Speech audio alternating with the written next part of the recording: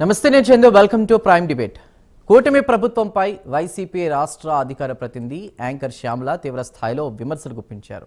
గతంలో తమ అధినేత జగన్మోహన్ రెడ్డి విశాఖను బెంగళూరు, చెన్నై, హైదరాబాద్తో పోటీపడే నగరంగా తీర్చిదిద్దాలని లక్ష్యంగా పెట్టుకున్నారంటూ కూడా గుర్తు చేశారు. కానీ కూటమి నేతలు అధోగతి పాలు చేస్తున్నారని వ్యాఖ్యానించడం జరిగింది. బెంగళూరు, చెన్నై, హైదరాబాద్తో పోటీ పడే విధంగా విశాఖ నగరాన్ని అభివృద్ధి చేస్తానని జగన్ అప్పుడే చెప్పారు. పిల్లలకు మనం ఇచ్చే నిజమైన ఆస్తి విద్య మాత్రమే అని భావించి విద్యారంగంలో కూడా విప్లవాత్మక మార్పులకు శ్రీకారం చుట్టారు. విద్యా, వైద్యం పేద మధ్యతరగతి ప్రజలకు అందించడమే లక్ష్యంగా పనిచేశారు. కట్ చేస్తే ఇప్పుడు కూటమి ప్రభుత్వం ఒకవైపు కల్తీ మద్యాన్ని విస్తరించి విద్యా, వైద్యాన్ని పేద మధ్యతరగతి ప్రజలకు దూరం చేశారంటూ ఆమె మాట్లాడడం జరిగింది. దీనికి తోడుగా విశాఖ బీచ్లో భార్యాభర్తలు 2 పెగ్గులు వేసుకునే సౌకర్యాన్ని కల్పించి గోవాతో పోటీ పడే విధంగా విశాఖ బీచ్ ఉండాలని అసెంబ్లీ స్పీకర్ అయ్యన్న పాత్రుడు అంటున్నారు. రాష్ట్రాన్ని ఈ విధంగా అంటే అధోగతి పాలు చేస్తున్నారు కూటమి ప్రభుత్వం నుంచి అంటూ కూడా ఆవిడ మాట్లాడినటువంటి మాటలు బట్టి అర్థమవుతుంది. నిజంగా అసలు రాష్ట్రాన్ని అభివృద్ధి చేస్తోంది ఎవరు, చేసింది ఎవరు, అధోగతి పాలు చేస్తుంది ఎవరు, మీరే గమనించండి అంటూ మనం ప్రజలకు అది వదిలేద్దాం. అయితే ఆవిడ కూడా ఇలాంటి ఒక క్వశ్చన్ రైజ్ చేశారు. రాష్ట్రాన్ని నిజంగా అభివృద్ధి చేసింది ఎవరో, అధోగతి పాలు చేస్తుంది ఎవరో మీరు గమనించండి అంటూ కూడా ఆవిడ మాట్లాడడం కూడా జరిగింది. అయితే అది ప్రజలకు వదిలేద్దాం. సో శ్యామల సోషల్ మీడియాలో ఈ పోస్ట్ కూడా చేయడం జరిగింది దీనికి సంబంధించి కూడా. అయితే దానికి సంబంధించి మనం ఇవాళ మాట్లాడదాం. అయితే ఒకటి మనం చూడాలి, 13 లక్షల కోట్లతో పెట్టుబడులు వైజాగ్లో గూగుల్ హబ్ లాంటి దానికి సంబంధించి కూడా శ్రీకారం చుట్టారు. అయితే ఇక్కడ ఒకటి మనం గమనించాలి, పెట్టుబడులు రావాలంటే ఒక ఎకో సిస్టమ్ అనేది ఏర్పాటు అవ్వాలి. ఎకో సిస్టమ్ని డ్యామేజ్ చేశారు జగన్మోహన్ రెడ్డి అని కూటమి నేతలు లేదా కొంతమంది మాట్లాడుతున్నారు విశ్లేషకులు. ఎకో సిస్టమ్ని బిల్డ్ చేసింది మళ్ళీ నారా లోకేష్, కూటమి ప్రభుత్వం అంటున్నారు. సో అసలు ఏంటి, ఏమంటారు అసలు దీని ఇవాళ మన ప్యానెల్ సభ్యులు కూడా ఏమంటారు విందాం. సో వైసీపీ వాదన ఏంటి, టీడీపీ వాదన ఏంటి, ఇతరులు ఏమంటారు విందాం. ఇవాళ మన ఈ ప్రైమ్ డిబేట్లో జాయిన్ అవుతున్నారు దువ్వాడ లక్ష్మీ భార్గవి గారు, టీడీపీ సీనియర్ నాయకురాలు వైజాగ్ నుండి. లక్ష్మీ భార్గవి గారు నమస్కారం అండి, వెల్కమ్ టు ప్రైమ్ డిబేట్. అదేవిధంగా బొట్ల రామారావు గారు, వైసీపీ అధికార ప్రతినిధి. రామారావు గారు నమస్కారం, వెల్కమ్ టు ద డిబేట్. మరి మరి కొద్దిసేపట్లో మనకి కాజా సునీత గారు జాయిన్ అవుతారు, జనసేన నాయకురాలు. మరియు బండారు రామ్మోహన్ రావు గారు జాయిన్ అవుతారు, సీనియర్ జర్నలిస్ట్. ముందుగా టీడీపీ సీనియర్ నాయకురాలు దువ్వాడ లక్ష్మీ భార్గవ్ గారితో మాట్లాడదాం. లక్ష్మీ భార్గవ్ గారు,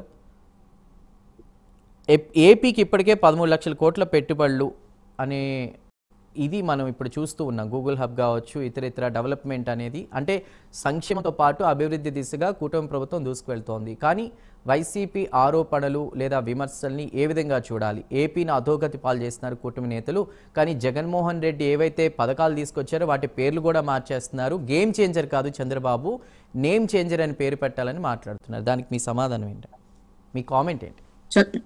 చంద్ర గారు, మీకు ఛానల్లో ఉన్న నందస్తే అండ్ ప్రైమ్ నైన్ వీక్షిస్తున్న ప్రేక్షకులు నమస్కారం అండి. Never seen this kind of response అండి. అసలు దీనిని జలస్గా ఫీల్ అయితే మనం ఏం చేయలేము. ఫస్ట్ థింగ్, వీళ్ళకి ఏంటంటే ఎక్కడ లోపాలు లేని దగ్గర లోపాలకు వెళ్ళకడం అనేది వీళ్ళ అలవాటు. వాళ్ళని పక్కన పెడితే అసలు ఎంత రెస్పాన్స్ అనేది అసలు ఆశ్చర్యంగా ఉంది. ఒక 40 దేశాలు వస్తాయనుకుంటే 60 దేశాలు వచ్చాయి ఇవాళ. ఈరోజు పెట్టుబడులు వచ్చి మనకి 8.8 కోట్లు ఉండొచ్చు అనుకుంటే ఈరోజు 13 కోట్లు పైగా పెట్టుబడులు వచ్చాయి. మనకు ఉద్యోగ అవకాశాలు కూడా 11 లక్షల కోట్లు వచ్చాయి వాళ్ళ పెట్టుబడులు. 13 లక్షల ఉద్యోగాలు ఇప్పటికి ఆన్ ద స్పాట్ ఉన్నాయి. ఈరోజు చక్క ఇటువంటి రెస్పాన్స్ ఒక పక్క జరుగుతూ ఉంటే, విశాఖపట్నమే కాదు ఓవరాల్ అసలు ప్రపంచమంతా ఇవాళ విశాఖపట్నం వైపు చూస్తూ ఉంటే వైసీపీ వాళ్ళ తాలుగా ప్రభుత్వం ఏంటంటే ఆల్మోస్ట్ వాళ్ళు ఎప్పుడు కూడాను ఎలా డిగ్రేడ్ చేద్దాం, చేస్తున్న పనులను ఎలాగ తప్పు పట్టిద్దాం, ప్రజల్ని ఎలా వాళ్ళ వైపు మళ్ళిద్దాం, ఇటువంటి ఇంటెన్షనల్ తప్ప వేరే ఎటువంటి ఆలోచన లేకుండా ఉన్న వైసీపీకి అసలు ఇది ఒక లెసన్ కావాలి. ఇంత నేర్పరి, ఇంత లౌకికం, ఇంత సమర్థత ఉన్న ఒక వ్యవస్థ కనుక ఉంటే ఎట్లాంటి రిజల్ట్ ఉంటుంది అనేది వాళ్ళు ఎగ్జాక్ట్లీ చూసారు. దాన్ని కూడా వాళ్ళు బిలీవ్ చేయకుండా ఈరోజు ప్రతి 1 to 1 ప్రతి పాయింట్ని కూడా వాళ్ళ ముందు ఎక్స్ప్లోర్ చేస్తూ అసలు మాట్లాడుతూ ప్రజల ముందు పెడుతున్న పరిస్థితిని కూడా ఏమాత్రం గమనించకుండా శ్యామల లాంటి ఒక పావలా వాళ్ళు వచ్చి రోడ్డు మీదకి వచ్చి వాళ్ళు మాట్లాడుతున్న విధానం చూస్తే అసలు వైజాగ్లో ఈరోజు జరుగుతున్న అభివృద్ధి ఏంటి, అసలు వైజాగ్ని ప్రపంచ స్థాయిలో ఎలా నిలబెడుతున్నారు, ఎంత సమర్థవంతంగా ఈరోజు లోకేష్ గారు అయితేనేమి చంద్రబాబు నాయుడు గారు అయితేనేమి ఈరోజు ఒక 60 దేశాల వరకు ఈరోజు అటెండ్ అయ్యారంటే దిగ్గజాలు. అది ఎంత ప్రెస్టీజియస్ ఇష్యూ. అది ఒక ఆంధ్రాకే కాదు, అసలు ఈ ప్రపంచానికి ఇది ఒక ఆశ్చర్యకరమైన పరిస్థితి. ఎందుకంటే మొన్నటి వరకు కూడా మన దగ్గర అన్ని అప్పులే ఉన్నాయి, మనకి కనీసం సోర్సెస్ లేవు, కనీసం మనం ఎటువంటి ఒక చిన్న పని చేసుకోవడానికి కూడా అప్పులు తీసుకొచ్చి పెట్టే పరిస్థితి మనం ఉంది. అట్లాంటిది కూడా మనం ఇవాళ ఇంతమందిని మనం అట్రాక్ట్ చేసి ఇన్ని 11 లక్షల కోట్ల పెట్టుబడులు మనం వీళ్ళు అట్రాక్ట్ చేయగలిగామంటే ఇట్స్ కాల్ అదే సమర్థవంతం ఉన్న నాయకులు, సమర్థవంతం ఉన్న ఒక గుంపు ఆఫ్ వర్క్ చేస్తే ఎంత మంచి రిజల్ట్ వస్తుంది అనేది వాళ్ళ చంద్రబాబు నాయుడు గారు చూపించారు. లోకేష్ గారు సమర్థవంతంగా దానికి ప్రజల ముందుకు తీసుకొచ్చారు. ఈవేళ ప్రతిది కూడా ఈరోజు లైవ్లో జనాలందరూ కూడా మీరు అందరూ కూడా ఫాలో అవ్వండి, అందరూ చూడండి అని చెప్తున్న పరిస్థితిని కూడా ఇంకా దాన్ని తప్పుదో పట్టించడానికి ప్రయత్నిస్తుంటే నిజంగా వీళ్ళకి అసలు వీళ్ళ మనుషులుగా కన్సిడర్ చేయాలా, వీళ్ళు పార్టీకి సంబంధించిన వాళ్ళే లేదంటే ఏదైనా ఒక టెర్రరిస్ట్లా అనే ఒక ఆలోచనతో మనకు ఇవాళ ఆంధ్రప్రదేశ్ ప్రజలు ఉన్న పరిస్థితి అండి. రైట్. సుజాత్ గారు కూడా ఉన్నారు జనసేన నుంచి, వారి అభిప్రాయం కూడా తీసుకుందాం. సుజాత్ గారు, శ్యామల గారి వర్డ్స్ని మీరు ఏ విధంగా తీసుకుంటారు? అంటే ఏం కామెంట్ చేస్తారు? చంద్రబాబు గేమ్ చేంజర్ కాదు, నేమ్ చేంజర్, పథకాల పేర్లు మార్చడంతో పాటు ఎప్పుడో విజన్ ఇది, జగన్ గారి విజనే బెంగళూరు, హైదరాబాద్తో చెన్నైతో పోటీ పడే విధంగా వైజాగ్ని మారుస్తూ ఉన్నారు. కానీ ఇప్పుడు చంద్రబాబు ఏదైతే చేస్తున్నారో దాని గురించి మాట్లాడుతున్నారు, ఎంతవరకు కరెక్ట్ అన్న ఇదిలో కూడా. అదేవిధంగా విశాఖ బీచ్కి సంబంధించి కూడా గోవాతో కంపేర్ చేస్తూ ఏదైతే అయ్యన్న పాత్ర చేసినటువంటి కామెంట్స్ ఉన్నాయో దాని మీద కూడా ఆవిడ స్పందించారు. దాని గురించి మీరేమంటారు సుజాత గారు? సార్, ముందుగా మీకు అలాగే ప్యానల్లో ఉన్నటువంటి ప్యానలిస్టులకి, ప్రైమ్ లైన్ వీక్షకులకి అందరికీ నమస్కారం అండి. ముందుగా మనం శ్యామల గారు, వైసీపీ అధికార ప్రతినిధి శ్యామల గారి మాటల్ని పెద్దగా పరిగణనలోకి తీసుకోవాల్సిన అవసరం లేదండి. ఎందుకు నేను ఈ మాట అంటున్నానంటే, మొన్న ఈ మధ్య రీసెంట్ గా ఆవిడ పోలీసు విచారణ ఎదుర్కొన్నప్పుడు నాకు పార్టీ నుంచి ఏదైతే స్క్రిప్ట్ పంపించారో అది మాత్రమే నేను మాట్లాడాను, అది మాత్రమే నేను పోస్ట్ చేశాను, నాకు సంబంధం లేదు అని పోలీస్ విచారణలో చెప్పిన విషయాలు బయటకు వచ్చిన తర్వాత నేను పోలీస్ విచారణలో ఇది చెప్పాను, ఇవి బయటకు ఎట్లా వచ్చినాయి అని చెప్పి ఆవిడ మాట్లాడుతుంది. అంటే ఆవిడకి అంటూ ఒక నిర్దిష్టమైన ఒక అభిప్రాయం కానీ, విధి విధానాల పట్ల ఒక అవగాహన కానీ, ఏది మాట్లాడాలి రాజకీయాల్లో ఉన్నప్పుడు, పాలసీల మీద మనం ఏ విధంగా స్పందించాలి, ఏది కరెక్టు ఏది తప్పు అని ఎటువంటి అవగాహన లేదని చాలా క్లియర్ గా స్పష్టంగా అర్థమవుతుంది సార్.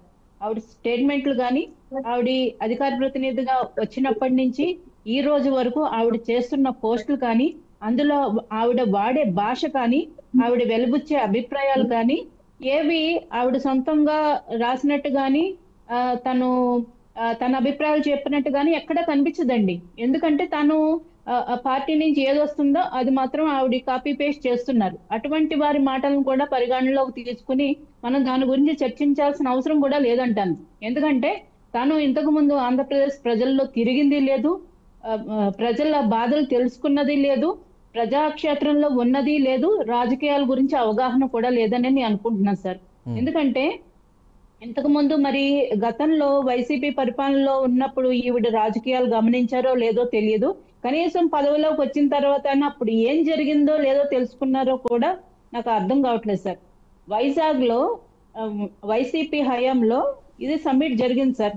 ఏదైతే ఇన్వెస్టర్ సమ్మిట్ జరిగిందో దానికి వైసీపీ ఏదైతే వాళ్ళు ప్రశాంత్ కిషోర్ కు సంబంధించినప్పుడు టీమ్ వర్క్ చేసేవారో వీళ్ళకి ఐపాక్ టీము, ఆ ప్రతినిధులను తీసుకుని వచ్చి బిజినెస్ డెలిగేట్స్ గా చూపించి వీళ్ళు పెట్టుబడిదారులు అని చెప్పి మనకి నమ్మించి తర్వాత వాళ్ళు భోజనాల దగ్గర ఏ విధంగా కొట్లాడుకున్నారో అందరం చూసాం.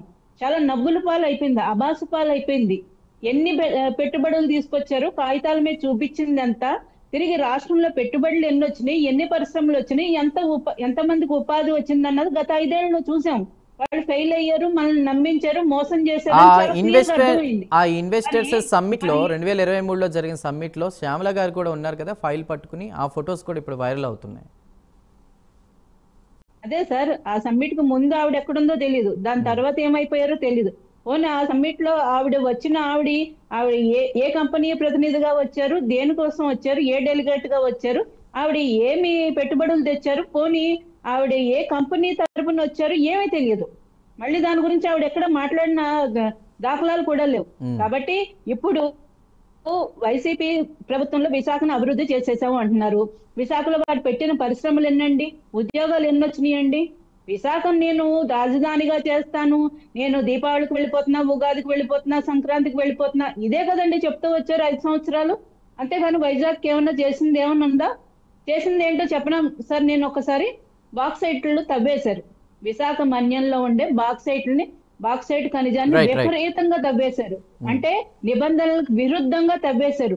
తీరం వెంబడి ఉన్న ఏదైతే ఖనిజాలు ఉన్నాయో వాటిని కూడా ఇష్టానురీతిగా తవ్వేశారు. విశాఖలో రాజభవనం నిర్మించుకున్నారు. ఇంత తప్ప వైజాగ్ లో జరిగిన అభివృద్ధి లేదు, వచ్చిన ఉద్యోగం లేదు సార్. కాబట్టి వీళ్ళకు ఈ రోజు విమర్శించే హక్కు లేదంటాను నేను. రైట్. రామారావు గారు ఏమంటారు విందాం. రామారావు గారు, గత వైఎస్ఆర్సీపీ ప్రభుత్వ హయాంలో జరిగిన అభివృద్ధి ఏంటి, తెచ్చిన పెట్టుబడులు ఎన్ని అనేటువంటి ప్రశ్న వస్తున్న క్రమంలో మీ సమాధానం ఏంటి? ఇప్పుడు ఏపీలో కూటమి ప్రభుత్వం వచ్చాక 13 లక్షల కోట్ల పెట్టుబడులు పైగా, అంటే అనుకున్న 40 కంపెనీలు కాకుండా 60 దేశాల నుంచి కూడా 40 దేశాల నుంచి కాకుండా ప్రతినిధులు వచ్చారు. ఇన్వెస్ట్మెంట్స్ భారీగా వస్తున్నాయి. ఒక ఎకో సిస్టమ్ అనేది బిల్డ్ అవుతుంది. ఎకో సిస్టమ్ గత వైఎస్ఆర్సీపీ ప్రభుత్వంలో డ్యామేజ్ అయింది అనేటువంటి మాట వినిపిస్తున్న వేళ మీ కామెంట్ ఏంటి రామారావు గారు? ముందుగా మీకు ప్యానల్లో ప్రతినిధులందరికీ కూడా సాయంత్రం. మరి మనం చూస్తా ఉన్నామండి, ఈరోజు ఆంధ్రప్రదేశ్ రాష్ట్ర విషయంలో ఇది రాష్ట్ర విభజన అనంతరం ఈ యొక్క రాష్ట్రం చాలా వీక్ గా ఉన్నటువంటి పరిస్థితి ఉంది, ఆర్థిక పరంగా కానీ అభివృద్ధి పరంగా కానీ. మరి ఈ పరిస్థితుల్లో ఈ రాష్ట్రానికి ఏ మేలు చేకూరినా వైఎస్ఆర్ కాంగ్రెస్ పార్టీ దాన్ని హర్షిస్తుందే తప్ప మరొకటి కాదు. ఇక్కడ కేవలం రాజకీయాలతోటి ముడిపెట్టి వైఎస్ఆర్ కాంగ్రెస్ పార్టీ ఏదో ఈ రాష్ట్రానికి సంబంధించింది కాదన్నట్లుగా, ఈ రాష్ట్రం మేలు కోరే పార్టీ కాదన్నట్లుగా చిత్రీకరించడం అనేది ఇది ఈ యొక్క కూటమి సర్కారు యొక్క భాగస్వామ్య తెలుగుదేశం, బీజేపీ, జనసేన పార్టీలకు తగదు. అయితే నేనేం చెప్తున్నానంటే, ఇక్కడ చంద్రబాబు హయాంలో జరిగినటువంటి అంశాలు మనం చూస్తే 2014-19 ఒకటి బేరీజ్ వేసుకుంటే ఆ రోజు కూడా దాదాపుగా 3 సమ్మిట్లు ఏర్పాటు చేసినటువంటి చంద్రబాబు సర్కార్ 19,60,000 కోట్లు ఆ రోజు వచ్చినాయని చెప్పేసి ఆ 3 సమ్మిట్ల సందర్భంగా చెప్పడం జరిగింది. 1761 ఎంఓయూలు కుదుర్చుకున్నామని చెప్పారు. ఇది ఆచరణలో చూస్తే దీంట్లో 13% కూడా లేనటువంటి పరిస్థితి ఆ రోజు కనిపించింది. వాస్తవ రూపం దాల్చింది అయితే 5.69% అండి. ఇది పరిస్థితి అక్కడ.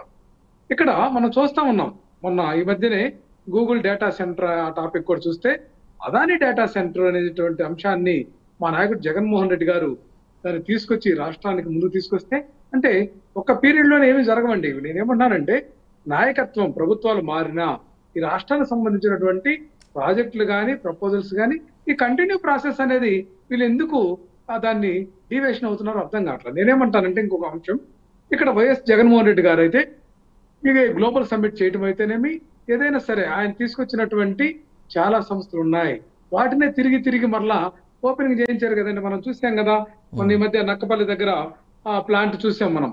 ఇది నక్కపల్లి దగ్గర చేసినటువంటి ఆ యొక్క డ్రగ్స్ పార్క్ ఓపెనింగ్ కి ప్రధానమంత్రిని పిలవడం, అట్లాగే ఎన్టీపీసీ హైడ్రోజన్ హబ్ కానీ, అట్లాగే రైల్వే జోన్ కానీ సంబంధించి ఇవన్నీ కూడా గతంలో మా నాయకుడు జగన్మోహన్ రెడ్డి గారు ప్రపోజల్ చేసి ఆచరణలో తీసుకొచ్చినటువంటి అంశం మనకు అందరికి తెలిసింది. అంతెందుకండి, అమరావతికి 2014-19 మధ్య ఇదే కూటమి సర్కార్ అని చెప్పి శంకుస్థాపన చేసి మరలా 2వ శంకుస్థాపన చేసింది. ఎంత హాస్యాస్పదమైనటువంటి పనులు వీళ్ళు. ఇక్కడ సిఐఏ సమ్మిట్ వైజాగ్ లో జరుపుతున్నారు, అది గమనించాలి. ఈరోజు మనం చూసాము, నిన్న లోకేష్ గారు మాట్లాడుతూ విశాఖపట్నం ఆర్థిక రాజధాని అని, మా నాయకుడు మాట్లాడితే తప్పు, మీరు మాట్లాడితే అది కరెక్టా? ఇక్కడ ఏదైనా సరే ప్రపంచం వ్యాప్తంగా పోటీతత్వం ఉన్నప్పుడు, లేకపోతే దేశవ్యాప్తంగా పోటీతత్వం చూస్తే, ఏదైతే హైదరాబాద్ కానీ బెంగళూరుకి ధీటుగా, చెన్నైకి ధీటుగా మరొక సిటీ మనం చూపించాలంటే ఆంధ్రప్రదేశ్లో అమరావతి సరిపోతుందా? ఆలోచన చేయండి. ఇది విశాఖపట్నం సరిపోయిందని మా అంటే నాయకుడు ఒకటి రామారావు గారు, గ్రహించి, కంపెనీలు వేరే రావాలంటే వర్గాలతో కంపెనీలు చర్చించి రావాలంటే దాన్ని ఇందాకే డెవలప్ చెప్పాను చేయాలంటే రామారావు గారు, ఆ రోజు రాష్ట్రానికి కంపెనీలు రావాలంటే ఎకోసిస్టమ్ అనేది బాగుండాలి కదా, ముందు అది బిల్డ్ చేయాలి. ఆ విషయంలో వైఎస్ఆర్సీపీ విఫలమైంది, వచ్చిన కంపెనీలు కూడా వెనక్కి వెళ్ళిపోయాయని కూటమి నేతలు అంటున్నటువంటి మాట, దానికి మీ సమాధానం ఏంటి? ఇది వీళ్ళు చాలా మాటలో గారడీ ఉందండి ఇక్కడ. చంద్రబాబు చాలా కంపెనీలు వైఎస్ఆర్సీపీ వెనక్కి పంపేసింది, కంపెనీలు రావాలంటే భయపడే పరిస్థితిని వైఎస్ఆర్సీపీ క్రియేట్ చేసిందని కూడా అంటున్నారు గారు. నేను అదే చెప్తున్నా, డీప్ టెక్ అని, స్మార్ట్ గవర్నెన్స్ అని, రియల్ గవర్నెన్స్ అని రకరకాల పేర్లు. ఏంటంటే స్పెషల్ ఫ్లైట్లు వెళ్ళిపోతా ఉంటారు కదా విదేశాలకు, హైదరాబాద్ కు, మధ్యలో మ్యాగజైన్స్ ఉంటాయండి, ఇంగ్లీష్ మ్యాగజైన్స్, దాంట్లో 4 పదాలు పట్టుకొచ్చి ఇక్కడ ప్రెస్ మీట్లు వెళ్ళి వేయటం తప్పితే వీళ్ళు చేసిన అభివృద్ధి ఎక్కడుంది? 4వ దఫా ముఖ్యమంత్రిగా చెప్పుకున్నటువంటి చంద్రబాబు నాయుడు గారికి ఇసుమంతైన బాధ్యత ఉందా? ఆయన ఈ రోజు కూడా హైదరాబాద్ లో ఎందుకంటే నివాసం? ఆంధ్రప్రదేశ్ వెనకబడింది, ఇక్కడ ఉండండి, ఇక్కడ ఉండి పని చేయండి, పని చేయించండి. మీరు వారానికి 2 రోజులు ట్రిప్పులు, షికార్లు, ముగ్గురు, ఏదైతే ముఖ్యమంత్రి చంద్రబాబు నాయుడు గారు, ఉప ముఖ్యమంత్రి పవన్ కళ్యాణ్ గారు, డిఫాక్టో సీఎం లోకేష్ గారు ఈ స్పెషల్ ఫ్లైట్లు, స్పెషల్ హెలికాప్టర్లతో చేసినటువంటి వృధా ఖర్చు కానీ ఇప్పుడు కూడా ఇది కూడా కుట్రుందండి. ఏ సమ్మిట్ లో వీళ్ళు చేస్తున్నటువంటి విధానం ఏంటంటే, ఒకటి మనం వీళ్ళు చెప్పినటువంటి అంశం అమరావతికి సంబంధించి 33,000 ఎకరాలకు సంబంధించిన ఇష్యూ జరుగుతుంటే మళ్ళా 40,000 ఎకరాలు ప్రతిపాదించింది వాస్తవం కాదండి. అదే విధంగా ఇప్పుడు 50,000 ఎకరాలు ల్యాండ్ బ్యాంక్ పెట్టామన్నారు.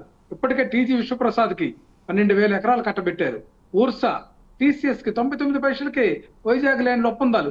ఎన్నింటిని మాటున కూడా వీళ్ళ యొక్క అవినీతి కార్యక్రమాలు, వీళ్ళ యొక్క అక్రమ సంపాదన కార్యక్రమాలు ముడిపడి ఉన్నాయి. ఖచ్చితంగా వీళ్ళు డబ్బుల కోసం, దందా కోసం, లోపాయకారిగా చేసుకునేటటువంటి దానికోసము ఈ యొక్క సమ్మిట్స్ పెట్టి భూమిని దోచిపెట్టడానికి చేస్తున్నటువంటి ప్రయత్నం మనకు అర్థమవుతుంది కదండి. ఇక్కడ వీళ్ళ యొక్క ప్రయత్నం అంతా ఎంత దోచుకోవాలి, ఎంత దాచుకోవాలి అనేటువంటి అంశం మీద సాగుతుంది తప్ప ఈ రాష్ట్ర ప్రయోజనాల కోసం వాళ్ళు చేసింది ఏం లేదు. నేను కొన్ని ఫిగర్స్ కూడా చెప్తానండి మీకు. ఇక్కడ విషయం ఏంటంటే, చంద్రబాబు నాయుడు హయాంలో 2014-19 మధ్య కేవలం ఈ రాష్ట్రానికి తీసుకొచ్చినటువంటి ఉద్యోగాలు 34,108 అయితే, మా నాయకుడు జగన్మోహన్ రెడ్డి గారి హయాంలో 4,93,000 ఉద్యోగాల కల్పన జరిగింది. అట్లాగే 2,13,662 ఉద్యోగాలు పర్మనెంట్ గా తీసుకురావడం జరిగింది. అట్లాగే ఇండస్ట్రీస్ గ్రాస్ వాల్యూ ఎడిషన్ అండి, ఈ యొక్క పరిశ్రమల యొక్క అభివృద్ధిని సూచించేటటువంటి సూచిక. దీన్ని కూడా 11.92% ఉన్న దాన్ని మా నాయకుడు జగన్మోహన్ రెడ్డి గారు 12.61% కి ఆ గ్రోత్ తీసుకొచ్చాడు కదండి. 11వ ప్లేస్ లో ఉన్నటువంటి దాన్ని ఈ యొక్క భారతదేశంలో 8వ ప్లేస్ తీసుకొచ్చారు కదా. ఇది కాదు అభివృద్ధి అంటే. అసలు నేషనల్ అచీవ్మెంట్ సర్వే ఏదైతే 2023 కూడా ఆంధ్రప్రదేశ్ కి టాప్ గా మార్కులు వేసినటువంటి రికార్డు కూడా ఉంది. వీటన్నిటిని వీళ్ళు దాచిపెట్టి మసిపూసి మారేడుకాయ చేసి అబద్ధాలను మరీ వల్లించి అంత రాష్ట్రానికి నిజంగా మీరు అన్నట్టు అంత మేలు చేసిన నాయకుడిని ఎందుకు విస్మరించారు ప్రజలు? ఎందుకు అంత తక్కువ సీట్స్ కే? రైట్, తెలుసుకుందాం అండి. బిఫోర్ దట్ ఒక్కసారి మనం రైట్ రామారావు గారు మళ్ళీ దాని మీద మాట్లాడదాం. మిగతా ప్యానెల్ సభ్యులు కూడా ఉన్నారు కాబట్టి ఒక్క నిమిషం రామారావు గారు. మోసపూరితమైనటువంటి మేనిఫెస్టో మాది కాదు, ఫండమెంటల్ అది. అట్లాగే 3 పార్టీలు డైరెక్ట్ గా కలిసినాయి, మరొక 3 పార్టీలు ఇండైరెక్ట్ గా కొన్ని ప్రజా దాని మీద కూడా మాట్లాడదాం. బిఫోర్ దట్ ఒక్కసారి బండారు రామ్మోహన్ రావు గారు ఉన్నారు, సీనియర్ జర్నలిస్ట్, ఆయనతో మాట్లాడదాం. రామ్మోహన్ రావు గారు, కూటమి ప్రభుత్వంపై వైసీపీ రాష్ట్ర అధికార ప్రతినిధి శ్యామల గారు కొన్ని హాట్ కామెంట్స్ చేశారు. సంక్షేమ పథకాల విషయంలో కావచ్చు, ఆయన గేమ్ చేంజర్ కాదు నేమ్ చేంజర్ అన్నారు. అదేవిధంగా ఇప్పుడు ఎవరు పెట్టుబడులు రాష్ట్రానికి అధికంగా తీసుకొచ్చారు 13 లక్షల కోట్లతో ఈ సిఏ సదస్సులో కూడా విశాఖ బీచ్ గురించిన అంశం, ఇవన్నీ మీరు చూసే ఉంటారు. సో అంటే గత వైఎస్ఆర్సీపీ ప్రభుత్వంలో కూడా మేము కంపెనీలు తీసుకొచ్చాం, అభివృద్ధి చేసామని వాళ్ళు అంటున్నారు. దీని మీద మీ కామెంట్ ఏంటి రామ్మోహన్ రావు గారు? చంద్ర గారు, మీకు నమస్కారం. ప్రేక్షకులకు కూడా. ప్రభుత్వాలు శాశ్వతం, పార్టీలు శాశ్వతం కాదు. చూశాం కదా, రాష్ట్ర విభజన తర్వాత ఒకసారి తెలుగుదేశం కూటమి, ఒకసారి మళ్ళీ వైసీపీ, తర్వాత మళ్ళీ కూటమి ప్రభుత్వం ఏర్పడింది. అంటే 5 ఏళ్ళకి ఒకసారి ప్రభుత్వాలు మారుస్తాం. 2020 మ్యాచ్ ఆడుతున్నారు ప్రజలైతే. కనుక పార్టీలు శాశ్వతం కాదు, ప్రభుత్వాలు శాశ్వతం అన్నప్పుడు మంచి చెడ్డ రెండు ఉంటాయి. ఏమంటున్నానంటే, అభివృద్ధి నిరంతర ప్రక్రియ కనుక ప్రభుత్వాలలో ఎవరు పోయినా ఎవరు వచ్చినా అవి శాశ్వతం కొనసాగుతాయి. చీఫ్ సెక్రటరీ యంత్రాంగం ఎందుకు ఉంటుంది? కేంద్రంలో మా ప్రధానమంత్రి ఉన్నా పోయినా రాష్ట్రపతి పేరు మీద నడుస్తుంటది. కనుక ఇక్కడ కూడా అంతే, ప్రభుత్వం ఉంటుంది, నిలకడగా ఉంటుంది. కనుక వీళ్ళు ఏం చేస్తున్నారు, ఒకరి మీద ఒకరు ఆరోపణలు చేసుకుంటూ అప్పుడు ఏం జరగలేదని చూపిస్తున్నారు. నేను ఎప్పుడు కూడా దీన్ని ఎట్లా పరుస్తున్నా అంటే, మనకు గ్లాసులో నీళ్లు ఉన్నాయి, సగం నీళ్లు ఉన్నాయి, సగం నీళ్ళు లేవు. సగం నీళ్లు ఉన్నాయనేమో అధికార పార్టీ చెప్తుంది, సగం నీళ్లు ఏమో ప్రతిపక్షాలు చెప్తుంది. అంతే, రెండు వాస్తవమే. నీళ్లు ఉన్నాయి వాస్తవమే, నీళ్లు లేనిది వాస్తవమే.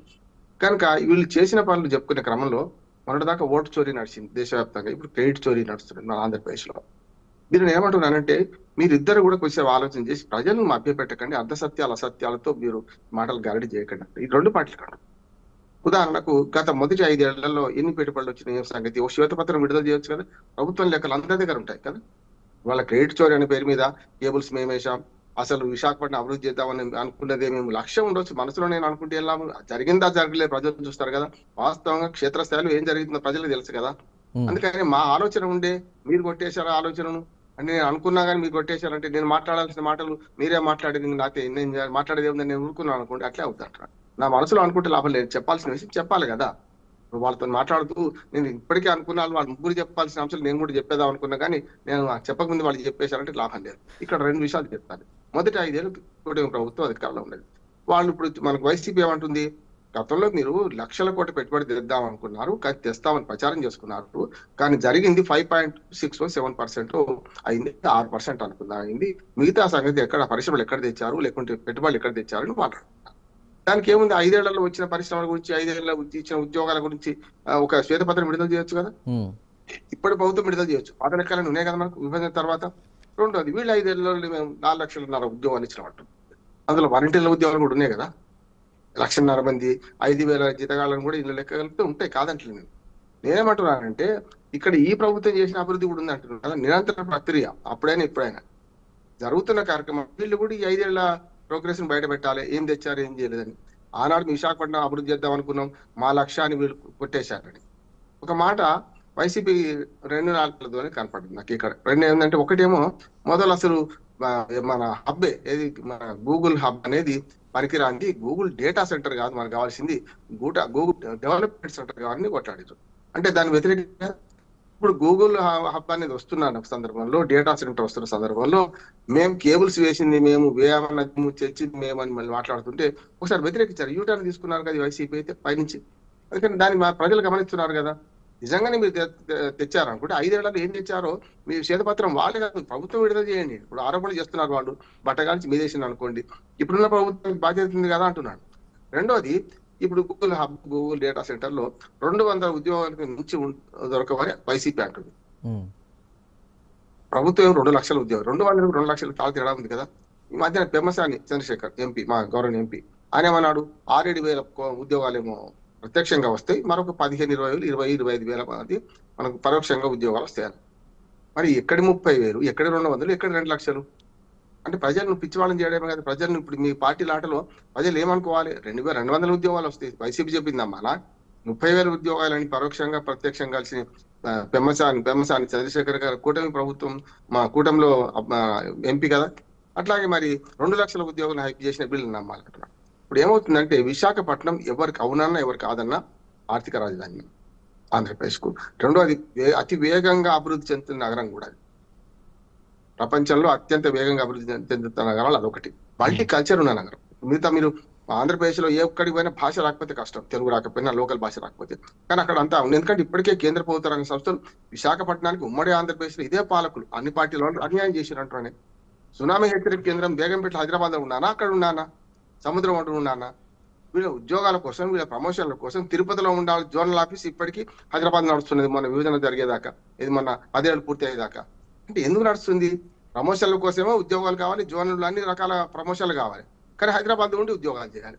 ఇంతకుముందు రామారావు గారు మన మాట అన్నారు, హైదరాబాద్ ఎందుకుంటున్నారు నాయకులు? నిజంగా నేను ప్రశ్నిస్తున్నాను, హైదరాబాద్ ఎందుకుంటున్నారు, మరి వైట్ ఫీల్డ్ ఎందుకుంటున్నారు జగన్మోహన్ రెడ్డి గారు?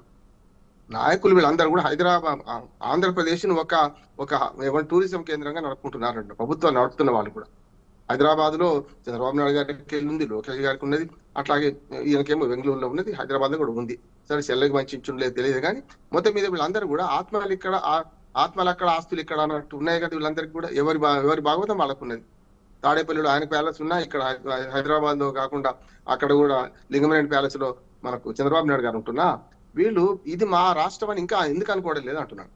చిన్న జలుబు వస్తే పవన్ కళ్యాణ్ గారు హైదరాబాద్ పోతారు, జలుబుకు, దగ్గుకు, జ్వరానికి ఎందుకు పోతున్నారు వీళ్ళు మన ఆంధ్రప్రదేశ్ లో డెవలప్ చేసుకుందామనే ఓ మాట ఉన్నానా ఉండొద్దు అంటున్నాడు. ఈ 2 పార్టీలు అంటున్నాడు. అందుకని రెండు పార్టీలు నాకు విజ్ఞప్తి ఏంటంటే, ఈ క్రెడిట్ చోరీ అంటున్నారు కదా, స్పష్టంగా ప్రజలకు వివరణ ఇవ్వండి. మొదటి 5 ఏళ్లలో ఏమొచ్చినాయి, రెండో 5 ఏళ్లలో ఏమొచ్చినాయి, నిజంగానే విశాఖ గూగుల్ హబ్ కానీ గూగుల్ డేటా సెంటర్ రావడానికి కారణాలు ఎప్పుడు వచ్చింది తెలిస్తే డేట్లు ఉంటాయి కదా. కంప్యూటర్ అయితే మార్చలేం, వచ్చిన అభివృద్ధిని అయితే మనం మార్చలేం కదా, ఇవాళ తారుమారు చేయలేం కదా. ప్రభుత్వ శాశ్వతం లెక్కలేతున్నాయి కదా. చీఫ్ సెక్రటరీ దగ్గర తీసుకుంటే అంతెందుకు చంద్ర గారు మీరు నేను కూడా గూగుల్లో వెతుకు దొరుకుతుంది కదా, మనకి ఎప్పుడేది వచ్చిందని దొరుకుతుంది కదా.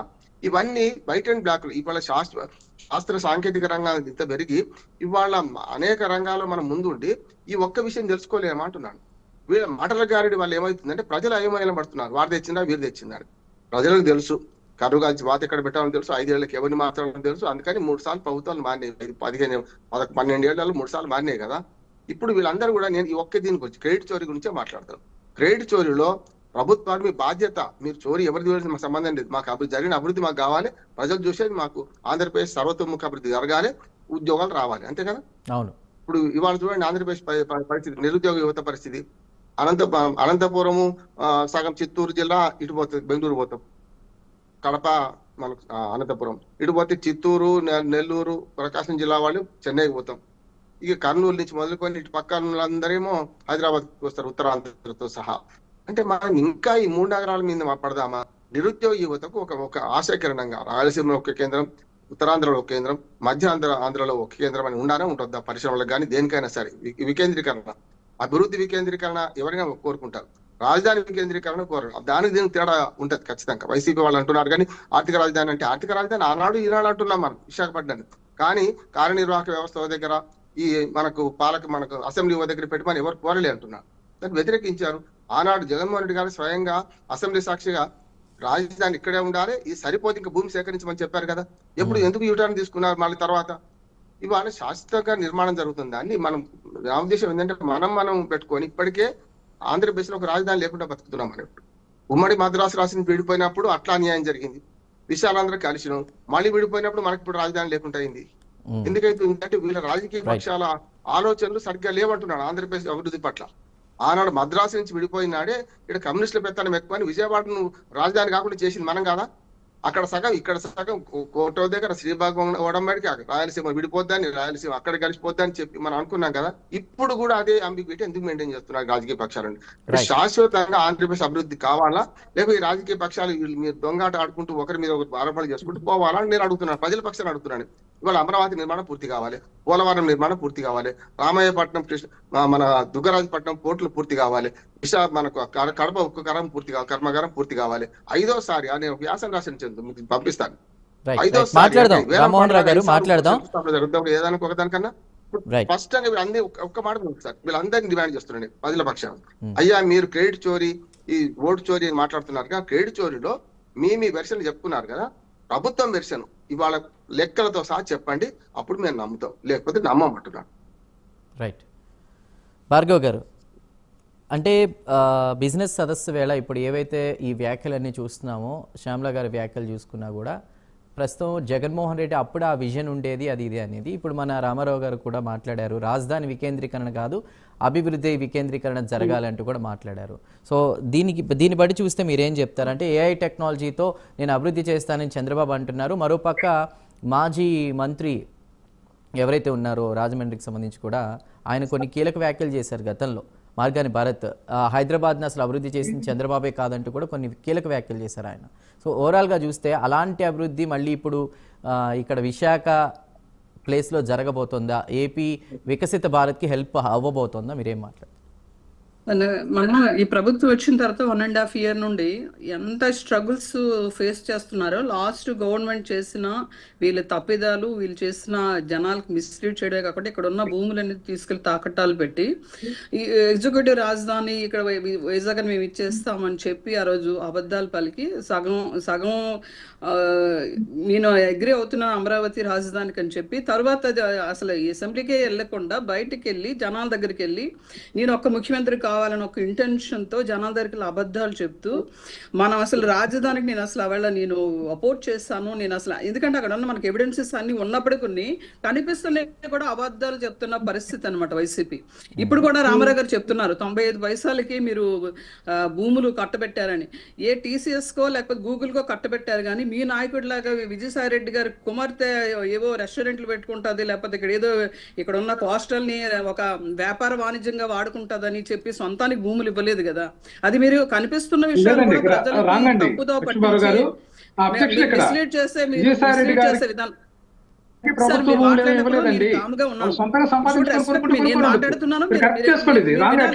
మీరు వినాలి, మీరు ఫస్ట్ థింగ్ మీరు వినాలి. రాంగ్ అండి, అది రాంగ్ స్టేట్మెంట్. అది ప్రభుత్వం ఇవ్వలేదు, గమనించండి అని చెప్తున్నాను. ఎందుకంటే వైఎస్ జగన్మోహన్ రెడ్డి గారు వచ్చిన తర్వాత గత సమ్మిట్ మనం చూసాం. ఎవరంటే మాకు తెలిసిన వాళ్ళు చాలా మంది అక్కడ కోట్లు వేసుకొని ఫైల్ పట్టుకొని నార్మల్ గా తిరిగిన పరిస్థితి. ఇవాళ మేము ఎవరైనా అక్కడ కనిపించామా? మేము ఎవరైనా దరిదాపుల్లో వచ్చామా? మేము ఎవరైనా? ఎందుకంటే జనాల్ని ఎలా మిస్లీడ్ చేయాలి, ఎలా తప్పుతో పట్టించాలి. ఎందుకంటే రాష్ట్ర అభివృద్ధి మీకు అక్కర్లేదు, ఎంతసేపు దాచుకోవడం, మీరు వచ్చి మళ్ళీ ఆడబడం.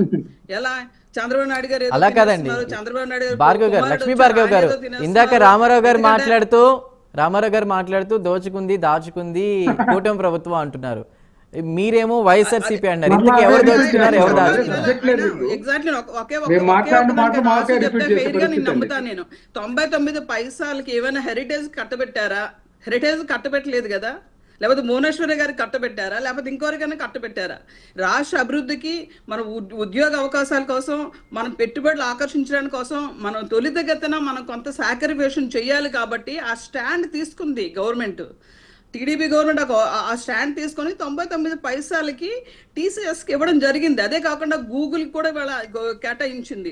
ఇలా చెప్పుకుంటూ పోతే 4-5 వాటికి ఆల్రెడీ భూములు కేటాయించి ఆ డాక్యుమెంటేషన్ కూడా రెడీ అయిపోయింది, వాటికి ఇవ్వడం జరిగింది. ఎందుకంటే ప్రజలకి ఇంతకన్నా నమ్మకాన్ని, ఎంతకన్నా ఎవిడెన్సెస్ ని చూపించలేరు కదా. ఎందుకంటే మిస్లీడ్ చేయడం ఒక్కటే వైసీపీ చేస్తున్న పని. రామారావు గారి 99 పైసలు కట్టబెట్టారని ఇప్పుడే మాట్లాడారు ఆయన. దీనికి ఆయన ఆన్సర్ చెప్పాలి. ఇలా గట్టిగా మాట్లాడి మీరు ఏదో గట్టిగా వాదిస్తే ఏదో చక్కగా చిలక పలుకులు పలికితే నిజాలు అయిపోవు కదా. అబద్ధాలు ఎప్పటికీ నిజాలు అవ్వవు. ఎందుకంటే చంద్రబాబు నాయుడు గారు హైదరాబాద్ ఎంత డెవలప్ చేశారనేది వాళ్ళ హైదరాబాద్ లో ఉన్న ప్రతి ఒక్కరు కూడా, రాష్ట్ర నలుమూల నుండి ఉద్యోగాల్లో ఉన్న ప్రతి ఒక్కరు కూడా ఇవాళ ఆయన అప్రిషియేట్ చేస్తున్న విధానం అది మీరు అర్థం చేసుకోకుండా, అది మీరు కనీసం అది కూడా కన్సిడర్ చేయకుండా మీ నాయకుడు ఏదో స్క్రిప్ట్ ఇస్తే స్క్రిప్ట్ని మీరు చదువుతా అక్కడ నుండి ఎవరు అవగాహన లేని వాళ్ళు మాట్లాడుతూ ఉంటే మాకు చాలా విచిత్రంగా ఉంది. రామారావు గారికి ఇంకా గట్టిగా చెప్పాలని ఉంది, ఫీవర్ వల్ల చెప్పలేకపోతున్నాను సార్. మీకు నిజంగా మీరు ఇటువంటి స్టాండ్ వ్యక్తి ఇటువంటి విషయాలు మీద మీరు అంతా గట్టిగా వాదిస్తూ ఉంటే నిజంగా విడ్డూరంగా ఉంది. మీరు చెప్పండి, 99 పైసలకి ఏమైనా మీ నాయకుడిలాగా ఏమైనా విజయసాయి రెడ్డి గారి కుమార్తె కట్టబెట్టారా? అప్పట్లో ఎన్ని కొట్టాయి అప్పుడు చెప్పండి. అవన్నీ అబద్ధాలా నిజాలా చెప్పండి మీరు. అవన్నీ అబద్ధాలా నిజాలా చెప్పండి. మీ నాయకుడు అభివృద్ధి ఏం చేస్తాడో చెప్పండి. ఈరోజు విశాఖపట్నం ఎటు డైవర్ట్ అయ్యాయి? ఈరోజు కడప వాళ్ళు వచ్చి ఇక్కడ ఎందుకు సెటిల్మెంట్లు, దందాలు ఇవన్నీ చేస్తారు? లక్ష్మీ భార్గవ్ గారు, లక్ష్మీ భార్గవ్ గారు ఒక ప్రశ్న అడుగుతున్నారు రామారావు గారు. మన ఉత్తరాంధ్ర రాసిపెట్టలేదు భార్గవ్ గారు, ఒక ప్రశ్న అడుగుతున్నారు రామారావు గారు, ఒక్కసారి వినండి. ఇక్కడ ఎందుకు చేశారు? డ్రగ్ కల్చర్ ఎందుకు పెరిగింది మీరు వచ్చిన తర్వాత? భార్గవ్ గారు ఒక్క నిమిషం. లూలుమాల్ అంశం చూస్తే లూలుమాల్ 560 కోట్లకు పైగా ఖర్చు చేసి గుజరాత్ లో భూములు కొనుక్కొని వాళ్ళు వ్యాపార సంస్థ ఏర్పాటు చేస్తుంటే, మరి ఆంధ్రప్రదేశ్ లో ఎందుకు రెడ్ కార్పెట్ పరిచి ఉచితంగా ఇస్తాము, విలువైనటువంటి వేల కోట్ల రూపాయల భూములు ఇస్తామని చెప్తున్నారు? అట్లాగే ఇంకొక అంశము, వైజాగ్ స్టీల్ ప్లాంట్ దాన్ని ప్రైవేట్ పరం చేస్తుంటే దాని మీద ఏ రోజు నోరు విప్పారా? 17 మెడికల్ కాలేజీని ప్రైవేట్ పరం చేయాలనేటువంటి ప్రతిపాదన, ఇవన్నీ మీ దివాలా కోరుతాను, మీ యొక్క ప్రభుత్వం యొక్క దివాలా కోరుతాను కాదా? మీరు ఆలోచించండి. మనకి విశాఖపట్నం స్టీల్ ప్లాంట్ అనేది ఆ నష్టాల్లో ఉంది. ఆల్రెడీ అక్కడ జీతాలు ఇవ్వడానికి మనకు అక్కడ ఇప్పుడు విశాఖ ఉక్కు ఆంధ్రుల హక్కును సాధించుకొని ఉంటే ఇల్లు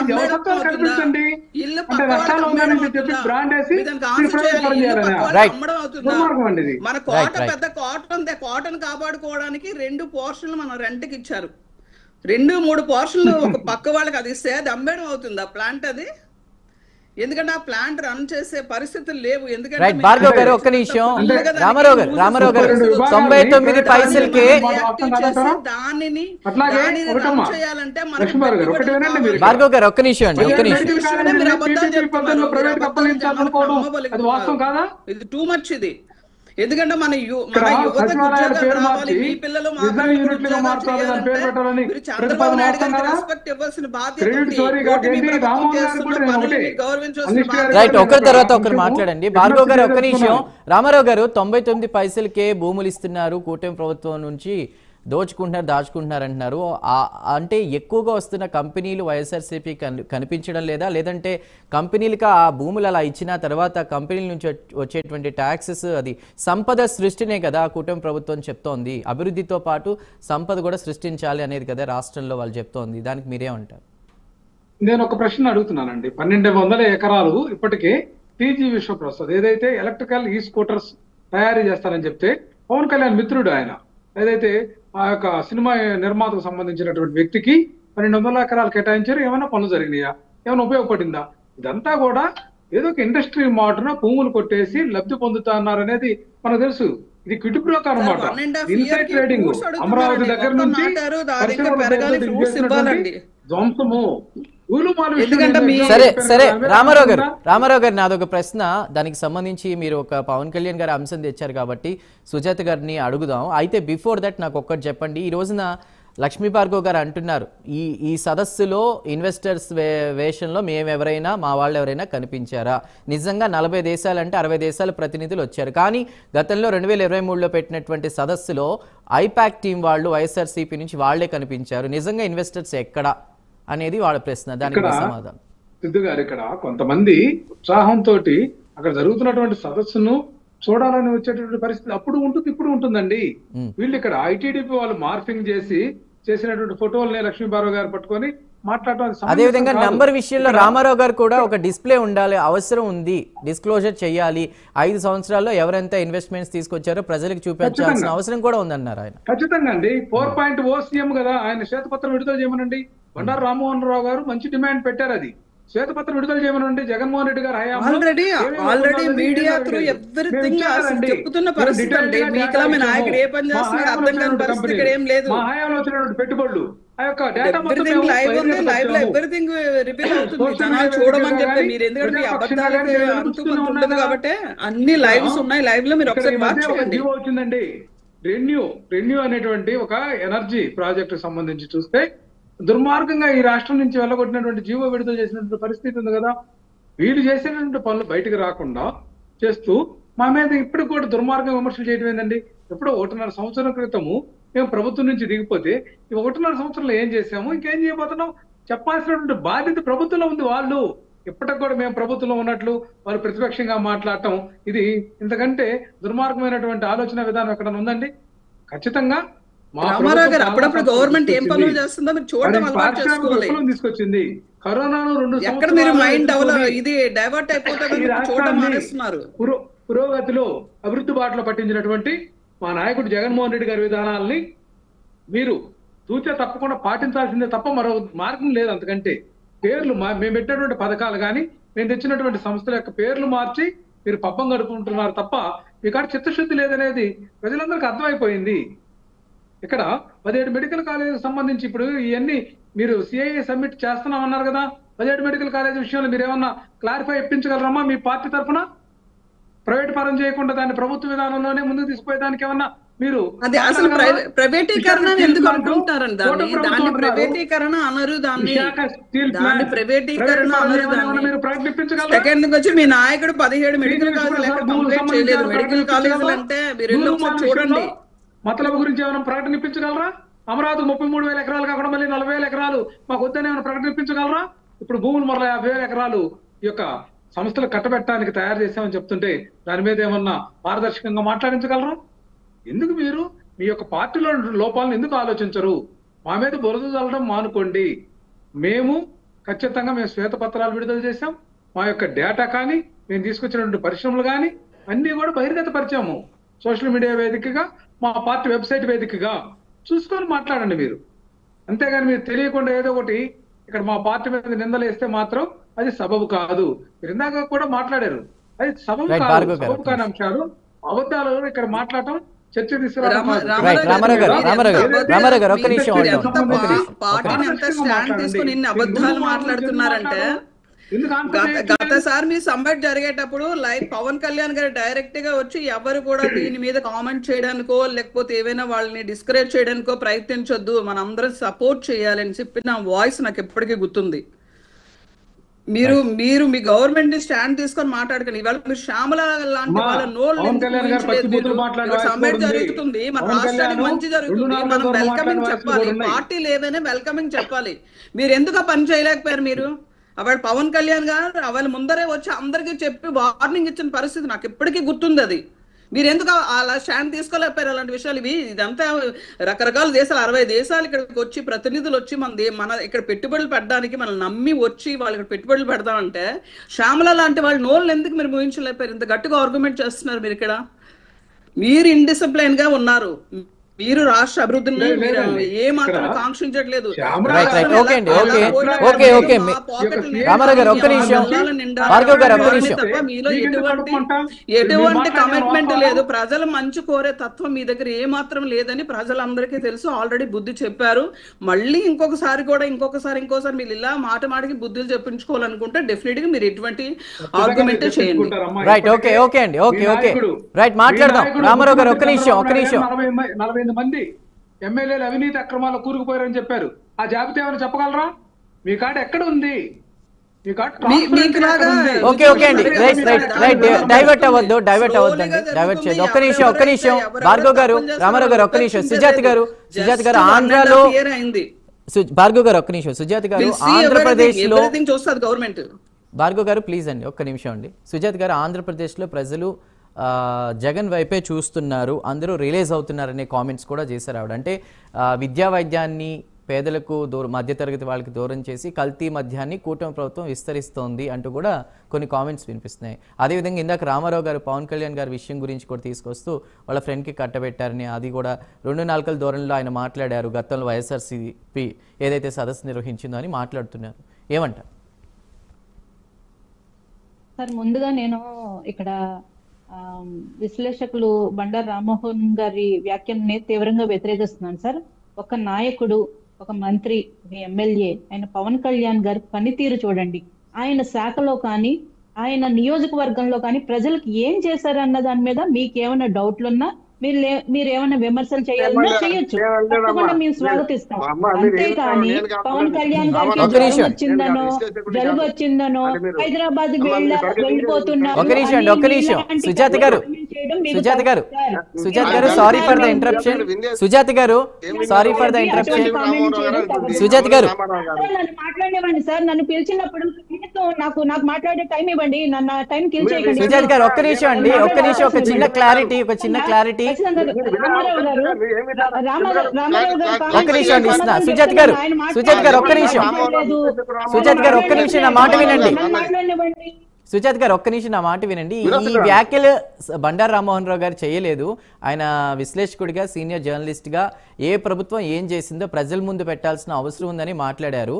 నేను ఈ వ్యాఖ్యలు చేసింది ఏవైతే నేను చెప్పాను అవి చేసింది శ్యామల గారు, అదేవిధంగా వైఎస్ఆర్సీపీ చేసినటువంటి వ్యాఖ్యలు. దానికి మీ సమాధానం అండి. సార్ ఎవరు చేసినా కూడా మేము అనేది అదే, పాలసీల మీద మాట్లాడండి, మేము మాట్లాడతాం. పర్సనల్ గా మీరు మాట్లాడారంటే మీరు ప్రతిష్ట దిగజారడం తప్ప, ప్రజల్లో చులకన అయిపోవడం తప్ప ఇంకొకటి లేదు. ప్రభుత్వ విధానాలను ప్రశ్నించండి, మేము ఖచ్చితంగా సమాధానం చెప్తాం. అలాగే ఇందాక అన్నారు టీజీ విశ్వప్రసాద్ గారికి 1200 కోట్లు కట్టబెట్టేశామని. అసలు టీజీ విశ్వప్రసాద్ గారు కానీ వాళ్ళ కుటుంబం గురించి కానీ మీకు తెలుసా?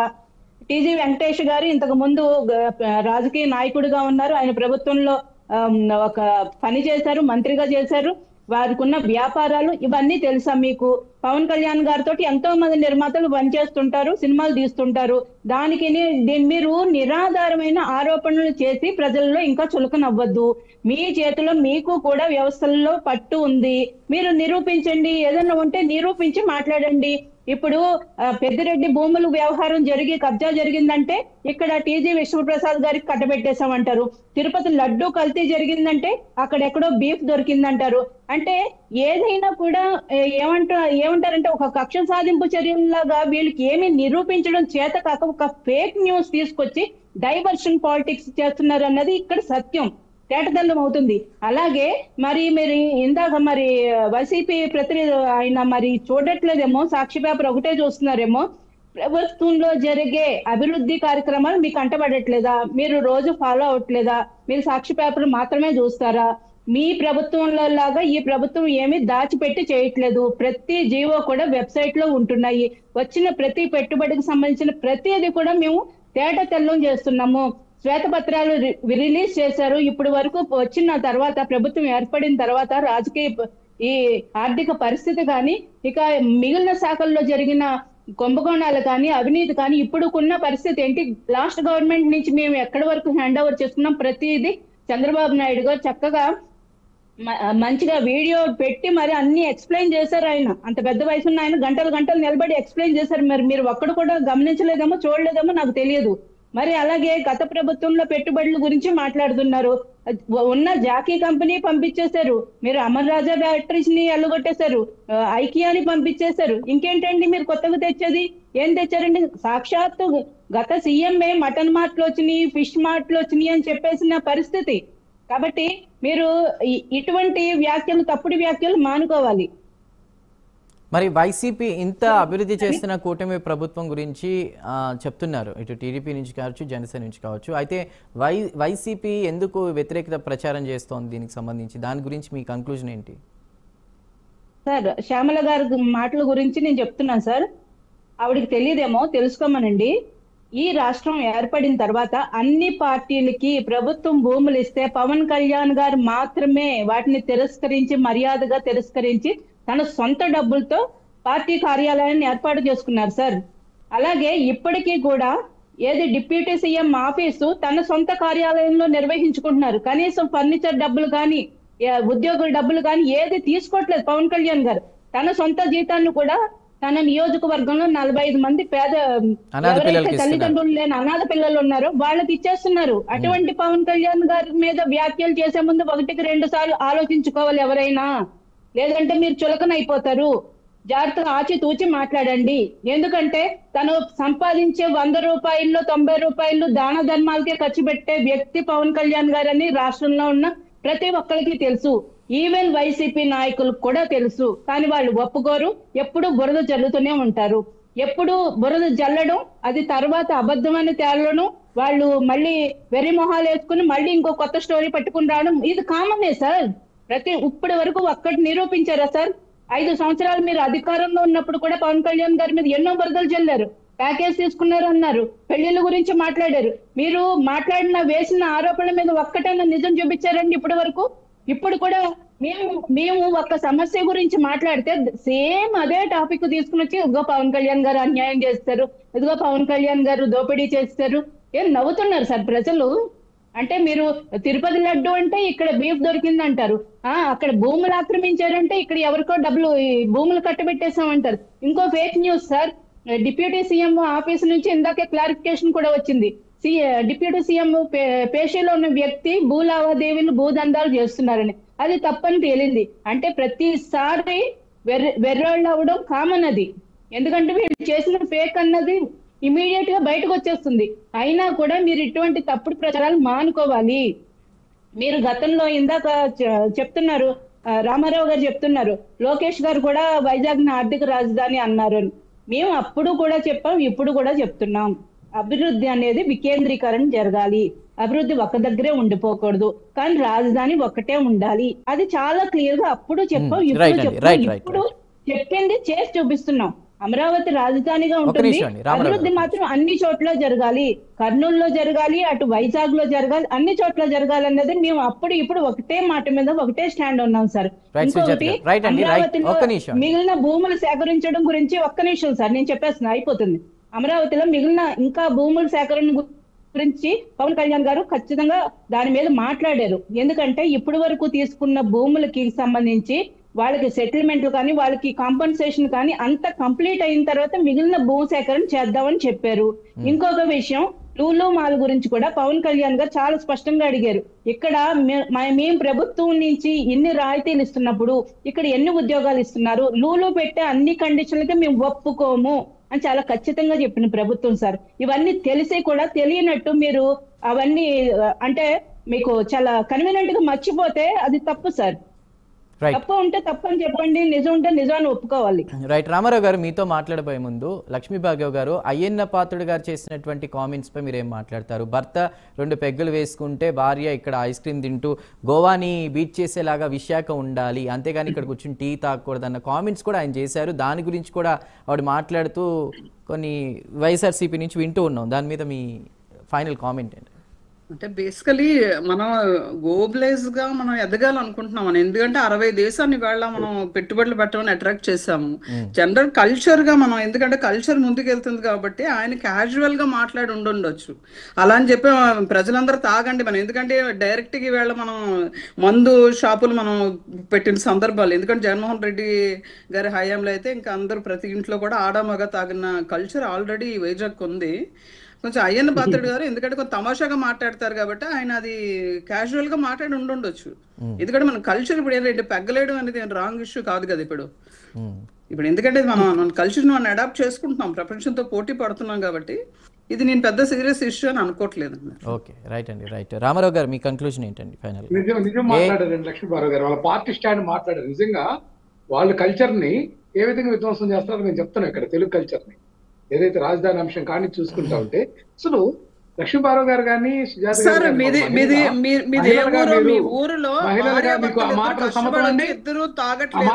అయ్యన్న పాత్రుడు మాటలు మీరు సమ్మతిస్తున్నారుగా, సపోర్ట్ చేస్తున్నారుగా. నేనేమంటానంటే సమర్థించడం కాదు, అది మాట్లాడింది అది మహిళా తలెత్తుకునేటటువంటి అంశం. మీరేం మాట్లాడుతున్నారు? ఇది తప్పండి. ఇక్కడ నేనేమంటానంటే శ్యామల గారు మాట్లాడే మాటలు మీరు తప్పు పట్టడంలోనే పిల్లల్లో కల్చర్ పెరిగింది. మందు తాగడం పెరిగింది. లైసెన్స్ కూడా ముందు ముందర ఇస్తాము, ప్రతి ఒక్కరు కూడా మందుకు ఇప్పుడు కూడా అవకాశం ఇచ్చాం మనం. ఆగండి కొంచెం, మీ కల్చర్ మీరు ఇంట్లో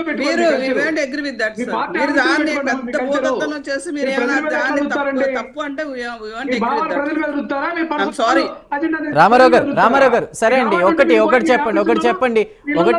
రాష్ట్ర అధికార ప్రతినిధి స్క్రిప్ట్ చదువుతున్నారు, రాసిచ్చిన స్క్రిప్ట్ చదువుతున్నారు, అవి బయటకు ఎలా వచ్చాయని కూడా ఆవిడ మాట్లాడారు. దాని మీద మీరేమంటారు? అంటే చందు గారు, ఇక్కడ భారత రాజ్యాంగాన్ని మేము ఏదైతే డాక్టర్ బాబాసాహెబ్ అంబేద్కర్ గారి సారథ్యంలో వచ్చినటువంటి రాజ్యాంగాన్ని విశ్వసించి మేము ఫాలో అవుతున్నాము. దాంట్లో సెక్షన్ 1 ఉంది, freedom of speech, freedom of expression. Red book రాజ్యాంగాన్ని ఫాలో అవుతున్నారు. వీళ్ళ విధానానికి మా విధానానికి ఎక్కడా కంపారిజన్ లేదు. మా శ్యామల గారు మాట్లాడితే కర్నూలులో కేసులు పెట్టినటువంటి అంశం వీళ్ళకి తెలియదా? సాటి మార్లు మీరు ఎవరు ఖండించగలరా? అంటే ఈ యొక్క భారత రాజ్యాంగంలో ప్రజాస్వామ్య వ్యవస్థలో చట్టబద్ధంగా ఆ మాట్లాడేటువంటి దాని మీద ఈ యొక్క ప్రభుత్వం ఉద్దేశపూర్వకంగా కేసులు పెట్టిందా లేదా ఒక మహిళ మీద? మీ మహిళలు మీ పురుషులు మాట్లాడుతున్న ఒక్కసారి మీరు అవి కనుక మీకు పంపిస్తాను, మీ నంబర్ నాకు షేర్ చేయండి, మీకు పంపిస్తాను. ఎంత సిగ్గు చేటుగా ఉన్నాయంటే ప్రపంచంలో ఎంత అసహ్యం కలిగిస్తున్నాయంటే మీరు అంత దరిద్రంగా మాట్లాడగలరు. సబ్జెక్ట్ మాట్లాడండి, లేదంటే తిట్టినప్పుడు కూడా కాస్త హుందాగా తిట్టండి, తప్పులు ఉంటే తప్పులు ఎత్తి చూపండి.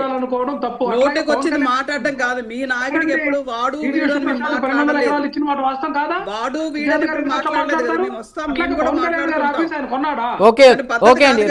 వాడు వీడు రామారావు గారు,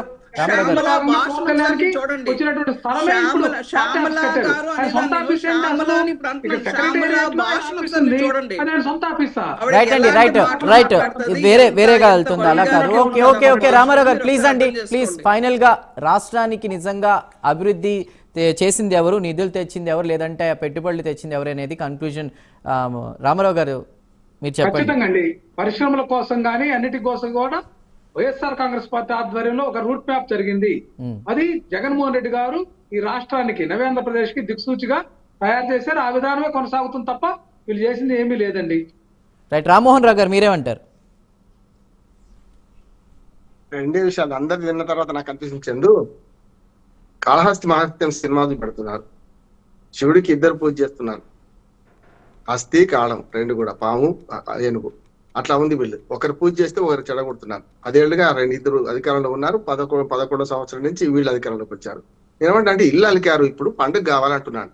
నేను విశాఖపట్నం సదస్సును బాగా ఆహ్వానిస్తున్నాను. దానిలో ఎవరికి ఏంటి వాళ్ళు ఉండనియండి. మొత్తం మీద ఆంధ్రప్రదేశ్ అభివృద్ధి కావాలి కదా. ఇల్లు అలికిన తర్వాత వెంటనే హైప్ క్రియేట్ చేస్తే చంద్రబాబు నాయుడు గారి గురించి గతంలో ఇప్పుడు రామారావు గారు చెప్పారు, నేను కూడా విన్నాను కూడా గతంలో. వాళ్ళు ఏమంటున్నారు, మీరు ఎన్ని పెట్టుబడులు తెచ్చారో లెక్కించారు, 65 లక్షలు అన్నారు, 67,000 కోట్ల పెట్టుబడులు వచ్చినాయి, 68 లక్షలు ఎటుపోయినాయి అని అడుగుతున్నారు వాళ్ళు. సమాధానం చెప్పాలంటున్నాను, నేను శ్వేతపత్రం విడుదల చేయాలంటున్నాను. ఇప్పుడు కూడా ఏమంటున్నానంటే ఇల్లు అలికినరు, బాగా హైప్ క్రియేట్ చేస్తే చంద్రబాబు నాయుడు కష్టం తప్ప నష్టం జరుగుతుంది అంటున్నాను. ఇప్పుడు రాకముందే అన్ని వచ్చేసిన ఊదర కొట్టినాక 3 ఏళ్ల తర్వాత ఏం కాకపోతే ఎట్లా చేస్తే చెప్పండి. ఓకే అది ప్రజల ముందు పెట్టాల్సిన అవసరం ఉంది, రైట్ అంటున్నారు. ఓకే అండి, ఓకే భూమి ఇవ్వాలి, రైట్. రామ్మోహన్ రావు గారు థ్యాంక్ యూ. బండారు రామ్మోహన్ రావు గారు, సమయం లేదు క్షమించాలి. సుజాత గారు, అదేవిధంగా బొట్ల రామారావు గారు, దువ్వాడ లక్ష్మీ భార్గవ్ గారు, అందరికి కూడా ఇవాళ ప్రైమ్ డిబేట్లో జాయిన్ అయినందుకు ధన్యవాదాలు. సో ఇల్లు అలగ్గానే పండగ కాదు, ప్రజలకు ఒక శ్వేతపత్రం రిలీజ్ చేయాలి. ఏ ప్రభుత్వం ఎన్ని పెట్టుబడులు తీసుకొచ్చింది, నిజంగా జరగాల్సింది రాజధాని వికేంద్రీకరణ కాదు, అభివృద్ధి వికేంద్రీకరణ. అది జరిగిన నాడు ప్రజలే దాన్ని గుర్తిస్తారు, ఖచ్చితంగా వాళ్ళ యొక్క ఓటు అనేది ఉంటుందనేది మనకు అర్థమవుతుంది. ఇది ఇవాళ prime debate. Keep watching 9 news.